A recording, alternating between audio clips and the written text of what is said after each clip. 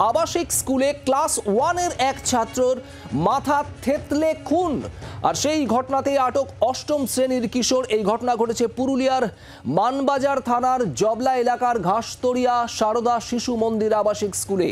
এখানেই এই চাঞ্চল্যকর ঘটনায় গতকাল 5ই ফেব্রুয়ারি সোমবার মালবাজার থানার পুলিশ আটক করেছে ওই বিদ্যালয়েরই অষ্টম শ্রেণীর এক ছাত্রকে। মনোরঞ্জন মিশ্র আমাদের প্রতিনিধি রয়েছেন আমাদের সঙ্গে। মনোরঞ্জন, ঠিক কি ঘটেছে গোটা ঘটনা একটু জানতে চাইবো।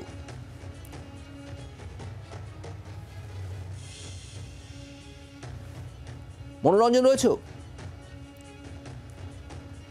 একেবারে হোস্টেলের বন্দি দশা থেকে মুক্তি পেতে আবাসিক স্কুলের নাবালক শিশুকে মাথা থেতলে খুন করার ঘটনায় ব্যাপক চাঞ্চল্য ছড়িয়ে পড়ে পুরুলিয়ার মানবাজার থানার জবলা এলাকার ঘাসতরিয়া সারদা শিশু মন্দির আবাসিক স্কুলে। এবং এই ঘটনাকে ঘিরে ব্যাপক চাঞ্চল্য ছড়িয়ে পড়ে ওই বিদ্যালয় এবং এলাকায়। জানা গিয়েছে যে মৃত শিশুর নাম সুজিত মাহাতো, তার বয়স 6 বছর। গত 30 জানুয়ারি মঙ্গলবার বিকেলে এই ঘটনা ঘটে এবং এরপরই মৃত যে শিশু রয়েছে তার পরিবারের পক্ষ থেকে মানবাজার থানায় অভিযোগ দায়ের করা হয়, খুনের মামলা দায়ের করা হয়। এবং সেই ঘটনার তদন্ত নেমে পুরুলিয়ার মানবাজার থানার পুলিশ ওই আবাসিক হোস্টেলেরই অষ্টম শ্রেণীর এক ছাত্রকে গতকাল গ্রেফতার করে এবং তাকে প্রথমে শিমুলিয়ার জুভেনাইল জাস্টিস বোর্ডের কাছে পেশ করা হয় এবং তারপর সেখান থেকে তাকে হুগলিতে স্থানান্তর করা হয়। এবং এই কথাকে কেন্দ্র করে একেবারে রীতিমতো চাঞ্চল্যকর পরিস্থিতি তৈরি হয়ে রয়েছে ওই এলাকায়।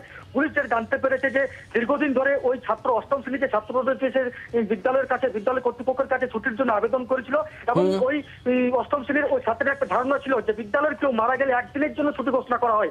এই ধারণার বশত হয়েই সে ওই প্রথম শ্রেণীর এক শিশুকে মাথা থেতলে ওই স্কুল সংলগ্ন এলাকার কিছু দূরে একটা পুকুর রয়েছে, সেই পুকুর এলাকায় নিয়ে গিয়ে তাকে মাথা থেতলে খুন করে। এবং সেই ঘটনার পর থেকেই সে এই ঘটনাকে ঘিরে একটা চাঞ্চল্যকর পরিস্থিতি তৈরি হয় এবং ঘটনা তদন্ত নামে মানবাজার থানার পুলিশ ওই অষ্টম শ্রেণীর ছাত্রকে গ্রেফতার করে। পুলিশের যেটা প্রাথমিক তদন্তে যেটা উঠে এসেছে যে ওই ছাত্র দীর্ঘদিনের মানসিক অবসাদে ভুগছিল এবং তার পরিবারের সঙ্গে সে কথা বলেছিল স্কুল ছুটির জন্য, বিদ্যালয় কর্তৃপক্ষের কাছে কথা বলেছিল স্কুল ছুটির জন্য, কিন্তু কিছুতেই তার আবদার কেউ মেনে নেয়নি। ফলে তার একটা ধারণা বশত যে ছুটির জন্যই ওই প্রথম শ্রেণীর শিশুকে সে মাথা থেতলে খুন করে, এমনটা কিছু জানা গেছে পুলিশের প্রাথমিক তদন্ত। মনোরঞ্জন, খুনের পিছনে এই যে ব্যাখ্যা, এই যে কারণ বলা হচ্ছে, এই কিশোরকে জিজ্ঞাসাবাদ করেই কি এই গোটা বিষয়টা উঠে এসেছে? পুলিশ কি বলছে? দেখো, পুলিশের কাছে ওই অষ্টম শ্রেণীর ছাত্র একেবারে স্বীকারোক্তি করেছে যে ছুটির জন্যই তাকে মাথা থেতলে খুন করেছে, এমনটা কিন্তু সে স্বীকারোক্তি করেছে। কারণ ওই শিশুর মাথায় একটা ধারণা প্রবেশ করেছিল যে বিদ্যালয়ের কেউ মারা গেলে, বিদ্যালয় কর্তৃপক্ষের বিদ্যালয়ের যে ছাত্রছাত্রী রয়েছে কেউ মারা গেলে একদিনের জন্য ছুটি ঘোষণা করা হয় এবং সেই ধারণা কিন্তু তার মাথার মধ্যে হয়েছিল। এবং ওই শিশুটির সঙ্গে তার কোনো ব্যক্তিগত আক্রোশ ছিল না, তার সামনে যে কোনো ছোট এক শিশুকে হত্যা করার একটা প্রবল মানসিকতা তৈরি হয়েছিল।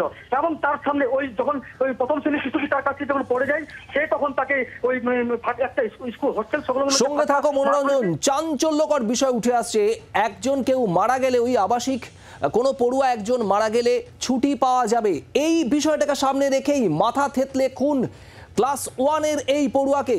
যে ঘটনা আটক করা হয়েছে অষ্টম শ্রেণীর ওই কিশোরকে, হোস্টেলের তরফে ঠিক কি বলা হচ্ছে শোনাবো আপনাদের।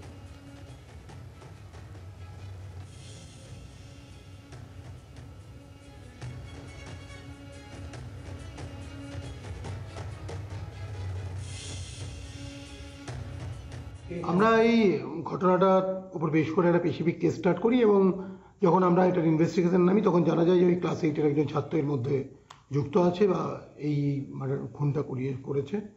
তখন আমরা ইনভেস্টিগেশন নেমে তাকে আটক করি, তাকে ইন্টারোগেট করলে সে কনফেস করে। পরবর্তীকালে আমরা রিকনস্ট্রাক্টও করি ক্রাইমের এবং যেটা আমাদের লিগাল প্রসিডিউর আছে সেটা আমরা ফলো করছি। মানে খুনের পেছনে কি মোটিভ ছিল?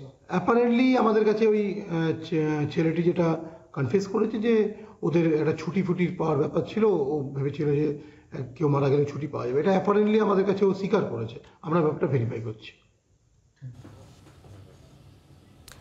চাঞ্চল্যকর এই ঘটনায় কি প্রতিক্রিয়া দিচ্ছেন রাজ্যের নারী ও শিশু কল্যাণ মন্ত্রী শশী পাজা আপনাদের শোনাবো, এবং বিজেপির তরফ থেকে কি বলা হচ্ছে শ্রমিক ভট্টাচার্যের বক্তব্য শোনাবো।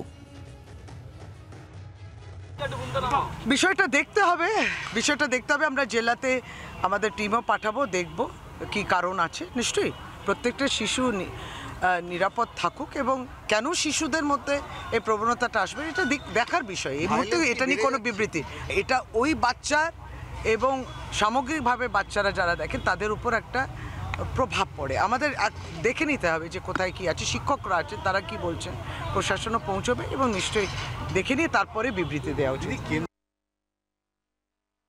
এ ধরনের অসুস্থ মনস্ক, এ ধরনের অপরাধ প্রবণতা কি করে একটি ক্লাস 8-এর ছেলের মধ্যে হয়েছে সেটা দেখা দরকার। চিকিৎসকরা তা নিয়ে, মনোরোগীরা সেটা নিয়ে গবেষণা করবেন।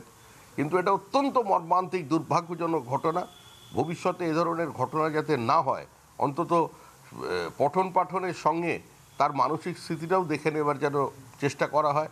আমার মনে হয় যদিও খুব বড় ব্যাপার, কঠিন বিষয়, সেটাও যারা এই দপ্তরের দায়িত্বে আছেন তারা চিন্তাভাবনা করবেন। পুরুলিয়ার এই ঘটনা নিয়ে আমরা কথা বলেছিলাম মনোরোগ বিশেষজ্ঞ শর্মিষ্ঠা চক্রবর্তীর সঙ্গে, তার প্রতিক্রিয়া শোনাবো।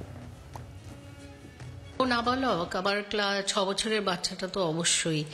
এবার আমরা যেটা দেখি এখন আগেকার থেকে ভায়োলেন্স অনেক বেশি বেড়ে গেছে এবং সেটা কিন্তু বাচ্চাদের মধ্যে আরো বেশি করে আসছে। একটা বাচ্চা তো ভায়োলেন্স নিয়ে জন্মায় না, ভায়োলেন্স হচ্ছে সে নিজে যেরম ভাবে সে এগোচ্ছে পৃথিবীতে, পরিবেশে, এবং আস্তে আস্তে বড় হচ্ছে, ভায়োলেন্সটা সেখান থেকেই আসে।